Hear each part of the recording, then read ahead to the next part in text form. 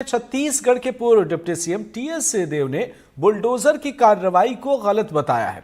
सूरजपुर में हुए पुलिस आरक्षक की पत्नी और बेटी हत्याकांड के मुख्य आरोपी के घर में बुलडोजर की कार्रवाई की गई, जिस पर टीएस सिंहदेव ने कहा कि सुप्रीम कोर्ट के आदेश की सरकार अवहेलना कर रही है। मुख्य आरोपी को थाने में पहले खातिरदारी पुलिस वाले कर रहे थे और सह दे रहे थे, आज उस पर बुलडोजर क्यों? कवर्धा की बात करिए, जहां स्वयं गृह मंत्री जी वहां के विधायक हैं, चाहे आप सूरजपुर की दो घटनाओं की बात करिए, एक बच्ची के साथ अनाचार होता है, पुलिस विभाग के पत्नी और बच्ची के साथ बर्बरतापूर्वक वार करके जान ले ली जाती है और उसी के कुछ दिन के अंदर, यानी पुलिस विभाग का तो जमीर जागना चाहिए कि हमको लोगों के साथ कैसा बर्ताव करके हमको उनकी सेवा कैसी करनी है, जब आपकी निष्फलता एक के बाद एक सामने आ रही है। और यहाँ आप अगर इस प्रकार से थर्ड डिग्री का इस्तेमाल करके जो कि किसी व्यक्ति के मृत्यु तक बात पहुँच जाती है, तो आप पुलिस कहलाने लायक नहीं हैं। और ऐसे लोगों को पुलिस सर्विस से सरकार को जांच करने के बाद तुरंत हटा दे। कोई भी करे गलत है। देखिए, आप एक भावना भी प्रेरित कर देते हैं कि तुरंत आप न्याय दे रहे हैं। हम एक विकसित समाज में रह रहे हैं कि हम जंगल राज में रह रहे हैं? यही तो पहले होता था भाई। आपने राजा की व्यवस्था क्यों बदली? आपने कहा कि राजा तो कन्हर पार कर देता था, किसी को कोई भी सजा दे दी। तो कानून के तहत चलना है ना हमको। हमने प्रजातंत्र को क्यों अपनाया? हमने संविधान को क्यों बनाया? हमने इसलिए संविधान को बनाया और इसलिए हमने प्रजातंत्र को अपनाया कि हर नागरिक की हितों की रक्षा होगी। तो आप बुलडोजर कैसे चला दोगे बिना किसी कार्रवाई को किए?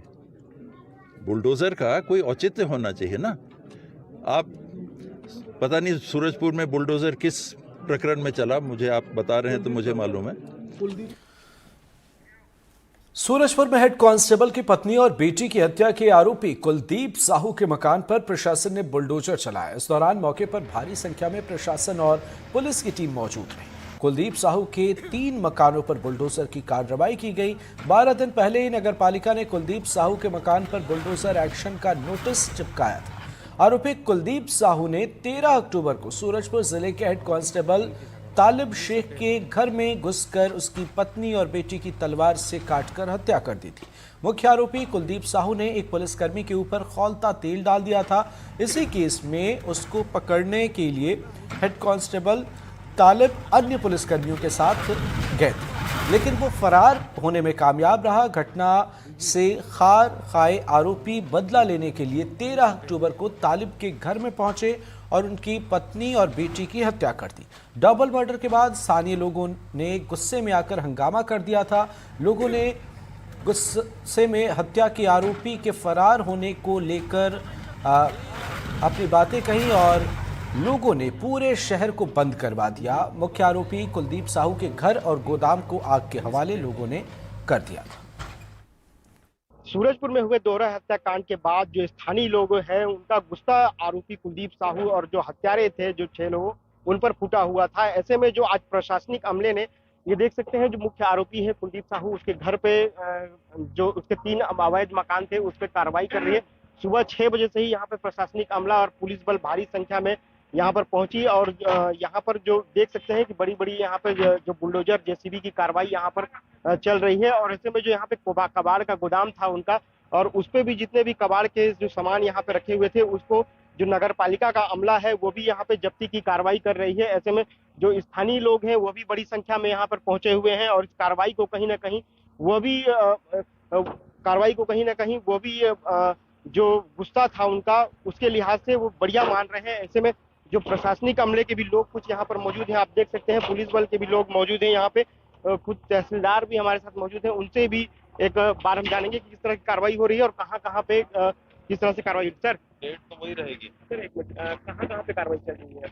इसके अलावा ये बस स्टैंड में है, इसके अलावा मानपुर दिलसिवा में भी 2 जगह अतिक्रमण था, जो मूल रूप से अतिक्रमण था और बाउंड्री वॉल बनाकर के अंदर कबाड़ रखने का काम किया जा रहा था, वहाँ भी अतिक्रमण का हटाने का काम किया गया है। जो और भी आरोपी पकड़े गए थे, क्या उनके घर पे भी कार्रवाई? इसमें आरोपियों को टारगेट करके कार्रवाई नहीं की जा रही है। जो अतिक्रमित क्षेत्र था और आवागमन में बाधित था, उसको हटाने का काम किया जा रहा है। देख सकते हैं प्रशासन अवैध निर्माण पे कार्रवाई तो जरूर कर रहा है, लेकिन यह भी कहने से बच रहा है कि जो आरोपी हैं उनके हिसाब से कार्रवाई नहीं हो रहा है। यहाँ पे सिर्फ अवैध जो निर्माण हुए हैं उस पर कार्रवाई की जा रही है। ऐसे में स्थानीय लोग भी हैं, इस कार्रवाई से वो कितना संतुष्ट हैं उनसे भी हम समझेंगे सीधे। जी, क्या आज स्थानीय लोगों की मांग थी कि जो आरोपी हैं उन पर कार्रवाई किया जाए? अब आज बड़ी कार्रवाई देखने को मिली, क्या करेंगे? देखिए, ये कार्रवाई तो बहुत पहले होनी चाहिए थी। इसमें प्रशासन इतना लेट क्यों किया? इतनी बड़ी नृशंस हत्या कर दी जाती है। बताइए, कोई भी व्यक्ति यदि किसी तकलीफ में रहता है, पीड़ा में रहता है, तो किसको याद करता है?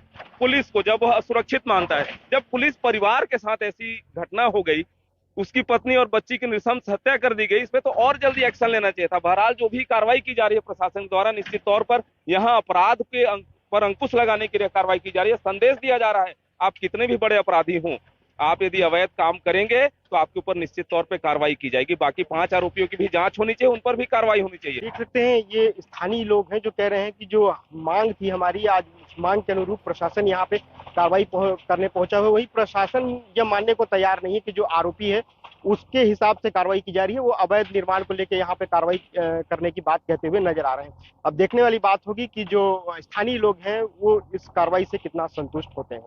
इमाम हसन, एनडीटीवी, सूरजपुर।